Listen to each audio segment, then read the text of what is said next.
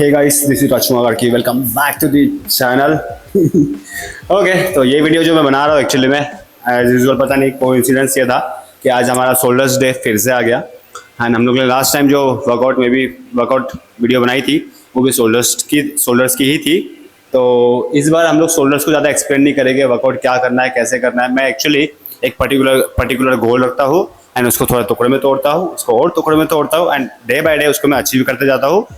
Let me explain कि suppose अगर मैं अनाउंस कर देगा मैं 2026 में, मे भी मैंने बताया भी होगा पहले वाले वीडियो में, 2026 में हम लोग कॉम्पीट करने वाले आईसीएन गोवा में एंड उसके लिए प्रिपरेशन चालू है। बट वो मेरा बड़ा गोल है, उसको हम लोग तोड़ेंगे। इट मीन कि मैं 3 मंथ्स में क्या करूँगा, मेरा पर्टिकुलर कुछ गोल होता है। मैं 1 महीने में क्या करूँगा, उसके बाद मैं 1 हफ्ते में क्या करूँगा, मैं रोज़ क्या करूँगा। ऐसा देखा जाए तो मैं जैसे कि आज लास्ट टाइम हम लोग ने स्मिथ मशीन के 60 kg वेट पे हम लोग ने 9 रिपीटेशन निकाले थे, नहीं 10 रिपीटेशन निकाला था।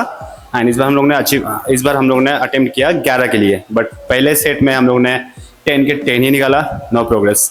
सेकंड सेट में हमारे रिपीटेशन गए थे 9, हम लोग ने सेकंड सेट में निकाला 10 रिपीटेशन, एक एक्स्ट्रा आई गेस, मुझे याद भी नहीं आ रहा। वाह, वही है कि प्रोग्रेसिव ओवरलोड एज यूजुअल जो मेरा फेवरेट टूल है, जिसके थ्रू है ना हम लोग अगर फिजिकली अगर बॉडी अगर बन भी रही है तो उतने कुछ चेंजेस दिखते नहीं है। तो इसलिए हम लोग क्या करते हैं कि रिपीटेशंस, वेट्स, इसमें धीरे धीरे प्रोग्रेस करते जाते हैं। रोज हमारा एक गोल होता है कि लास्ट टाइम का जो वेट था, लास्ट टाइम का जो रिपीटेशन था, उस पर्टिकुलर वेट, उस पर्टिकुलर रिपीटेशंस को हमको ब्रेक डाउन करना है। इस बार प्रोग्रेस दिखती है जब आप अपने 1 साल पहले के लिफ्ट्स अगर देखो एंड अभी के देखो। मेरे पास 2022 से सारे रिकॉर्डेड है, मेरे जितने भी वेट्स मैंने लिफ्ट किए हैं, जितने भी मैंने रिपीटेशंस निकाले हैं, सारे रिकॉर्डेड है। तो मैं उस से भी कभी कभी कंपेयर करके खुद को ही खुश कर लेता हूँ। नाइस।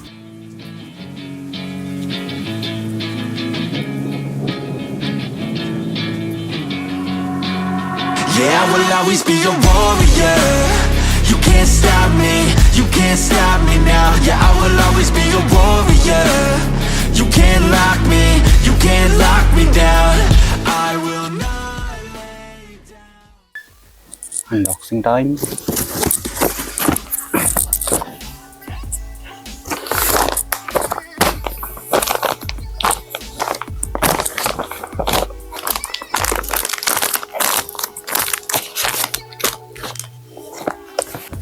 One, 2, 3, 4, 5.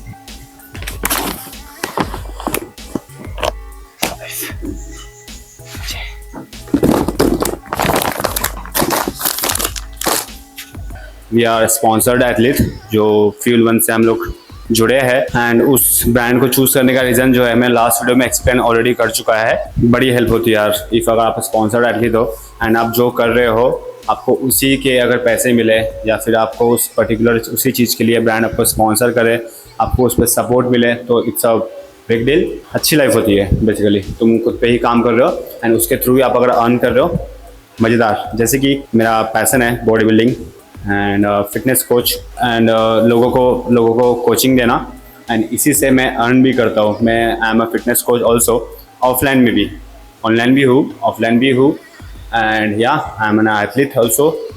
इसके साथ साथ हम लोग फ्लिपर भी है मल्टी टैलेंटेड गाइस। ओके, चलो वर्कआउट खत्म करते हैं एंड वीडियो के एंड में मैं बताऊंगा कि हम लोग ने एग्जैक्टली स्पॉन्सरशिप कैसे अचीव की है एंड कैसे आप भी स्पॉन्सर्ड एथलीट बन सकते हो। हाँ, टिप्स एंड ट्रिक्स थोड़ा सा मे बी। चलो गाइस, लेग्स वर्कआउट करने के बाद pump check, upper body, nice.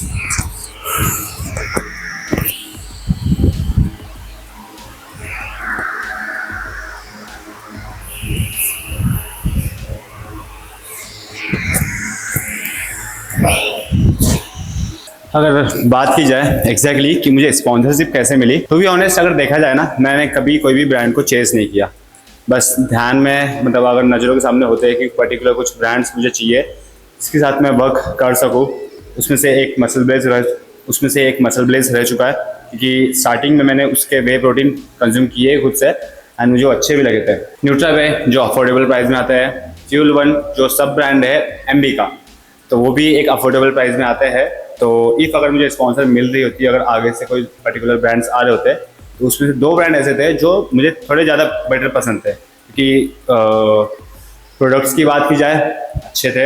And कोई भी पर्टिकुलर ब्रांड आपको अप्रोच जब करता है आपसे, कुछ अगर वो आपके थ्रू वो कुछ अगर अर्न कर रहे होगे, तभी तो आपको स्पॉन्सरशिप भी देते हैं। मेरे थ्रू कुछ सेल्स में जनरेट करके देता हूँ उस पर्टिकुलर ब्रांड्स को। वो कोई भी किसी को भी अगर 10,000 रुपये 20,000 रुपये देंगे, तो वो लोग सेल्स उनसे एक्सपेक्ट करेंगे कि 30-40 के एटलीस्ट कम से कम हो।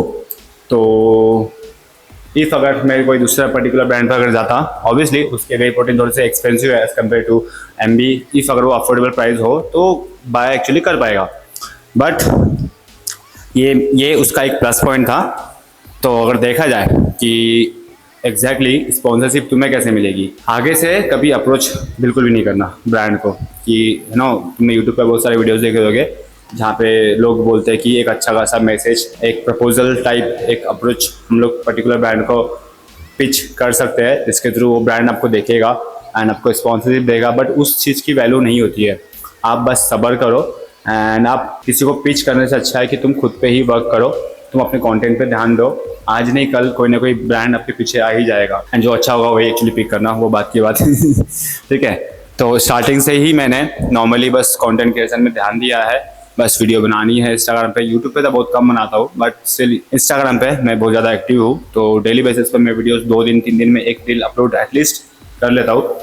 इफ़ अगर तुम रोज़ एक वीडियो का अपलोड कर पाते हो तो बहुत अच्छी बात, इफ़ नहीं तो 2 दिन में एटलीस्ट एक वीडियो पोस्ट करो एंड कंटिन्यूसली, बिना कोई एक्सपेक्टेशंस के। एक्सपेक्टेशन इक्वल्स टू डिसअपॉइंटमेंट होता है।